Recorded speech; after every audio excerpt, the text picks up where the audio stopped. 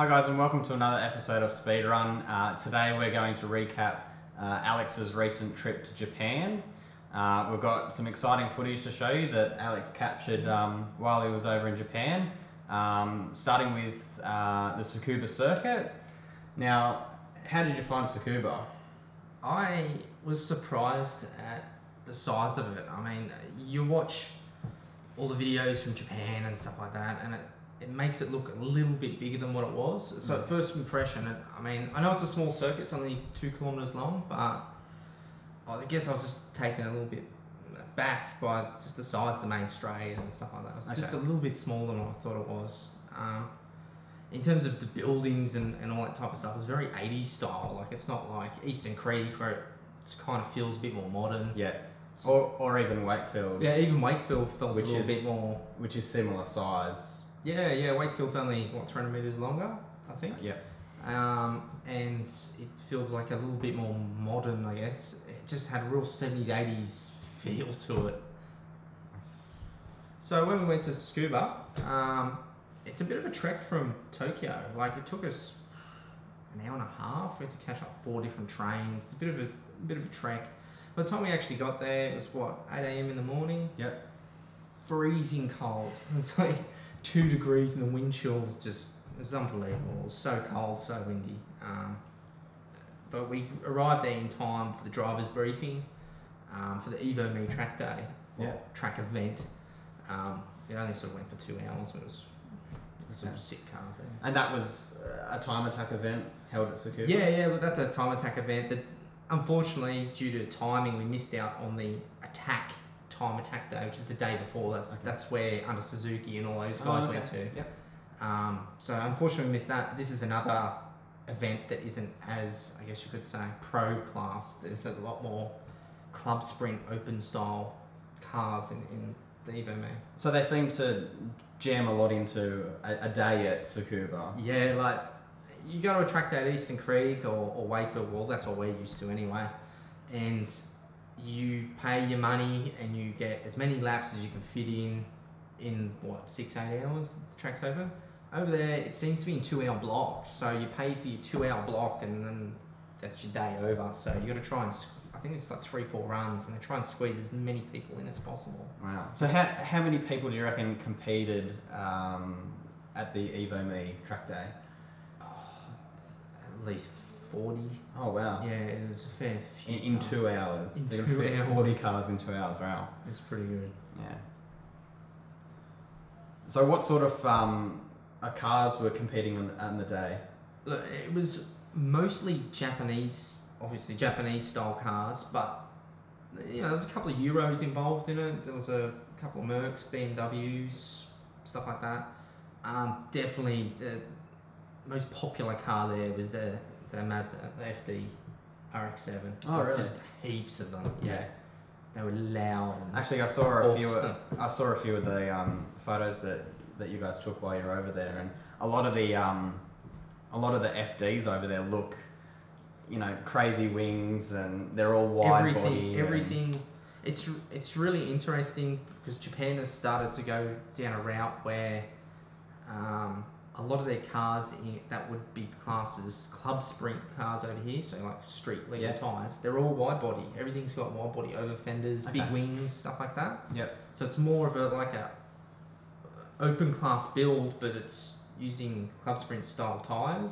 Cars. So the classes or the rules are a little bit different over in Japan. It seems that Australia's got this car culture at the moment where to have a track car, you're looking at wide body, you're looking at semis, you're looking at big power and, you know, carbon fiber bits, lightweight. I think Japan's a little bit different in the sense that they do things. Everything's you know, smaller turbos, and it's all about response. Yeah, absolutely. So, you know, I talked to a couple of drivers there, a couple of drivers that were driving for Unlimited Works as well, and basically went through their builds, and a lot of them are running stroker engines with tiny turbo, or what would be classed as almost factory-sized turbos on these stroker engines, and they were running, you know, 1 minute. Oh, So wow. 1 minute. Yeah. On street legal tyres, and all they had is really good suspension setup and everyone seems, as I said, everyone seems to be going wide body, but the power is always lower because there's a focus on response. Yeah. There's Well, I guess a smaller track as well. Oh yeah, a small track. I guess, are they building their cars to suit Tsukuba, where most Well, people in look, Australia are building their cars to suit, you know, Sydney Motorsport Park? Yeah, look, quite possibly.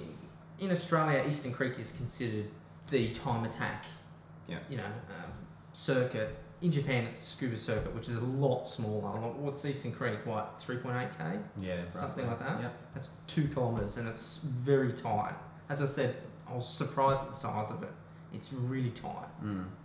I think Tsukuba is very similar to Wakefield in Australia, where your underpowered cars around Wakefield actually are doing quick lap times, like Honda's front wheel drive cars, you know, things that are lightweight and not too much power are actually doing decent times, and I think that's the same vibe around Tsukuba. It's definitely the same vibe, but what the Japanese are learning from the Australian time attack scene with aero, that's really made a huge impact on their time attack scene, and the cars that I saw rolling off the street, literally pulling out the interior, they had crazy aero and they just drove off the street, where in Australia you just wouldn't see that. Yeah.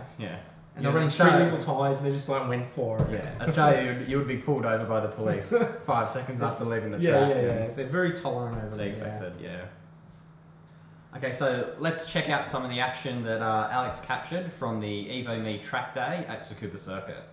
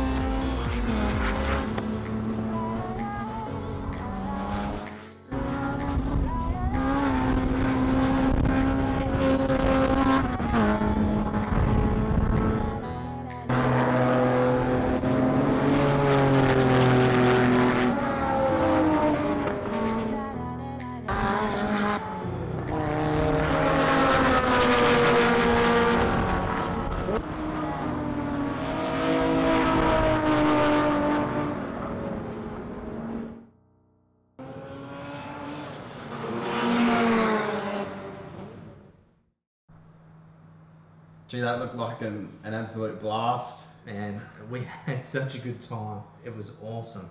Looks cold. It was so cold.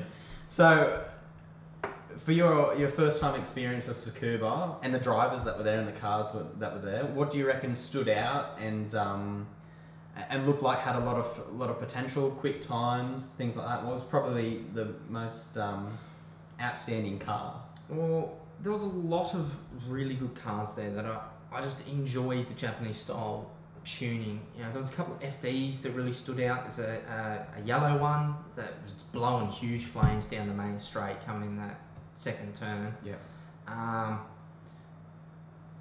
But probably my favourite car was an Evo 9, which was sponsored by Unlimited Works. I really like what Unlimited Works do to their cars and their philosophy of tuning. You know, this car came in with a cyber spec wide body, off the street, mind you, missus in the passenger seat. He pulled up, booted the missus out, pulled out all the interior, hit the track. Yeah. He had a 2.3 litre stroker with a GTX 3071, which is like a 500 horsepower turbo, so it's not massive. Yep. And he was laying down times, although when I had a chat to him, he said it was a bit slower than what he's normally doing. It was around 1 minute, 59-second laps. And then he just, after it, threw everything back in and just drove back home. It's just crazy. Yeah. It blew me away. Yeah. I just wish we could do that over here. You know? Yeah. You actually got a chance to catch up with the Unlimited Works team Yeah, a few I days did. after. I did. A couple of days later, my wife and I went down to Unlimited Works and spent probably 4 hours talking about chassis setups, engine setups. Those guys were awesome. In regards to your Evo itself? Both my Evo, we discussed the Cyber Evo in detail. Yeah. A lot of tricks and stuff they did with that car to make it so quick. Yeah. And we basically talked about tuning in general. So you've got a bit of inside information that you're All keeping. of the inside information. That you're keeping very close to your Stay chest. tuned. Can't wait to see it. But I just think with the way Tsukuba is, it's very similar to the way Time Attack's held in Australia, where every year people seem to be getting faster, new improvements for some of the top guys. Also, the lower class seems to be making big improvements. Absolutely. It's as if, you know, if you want to compete, you've got to be... I remember Tsukuba used to be 1 minute was respectable. Yeah. 1 minute now is... After talking to the kinda guys at average. Unlimited Works, they said 58 seconds is considered fast. And for such a short track, 58 Yeah. seconds is quick. And 56 seconds is considered you a very quick car. And it's Where very... previously 56 seconds was holy crap. Yeah. But Yeah. it's very similar to the way things are going in Australia at the moment. Lap times keep dropping, drivers keep improving. Well, I mean, you got to look. There's been advances in aerodynamics. There's been advances in turbo technology. All that stuff has moved along. So, you know, times will drop.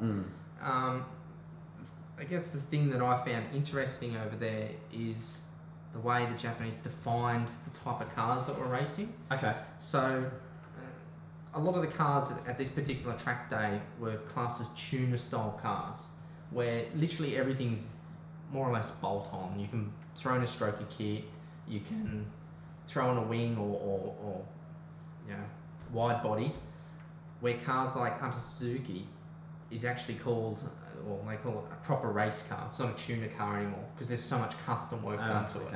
Yeah. So they, particularly the guys from Unlimited Works, they were sort of mentioning that that's more of a racing car build as opposed to a tuning car, which is what the Cyber Evo would have been considered. So it's taking it too far away from how it was purchased from factory. Yeah, exactly right. So there's too many changes done to the chassis. And... Well, it's not too many changes, it's more custom changes that you can't just bolt something and replace it. It's something that they've custom done, like cut up chassis and all that type of stuff. Yeah.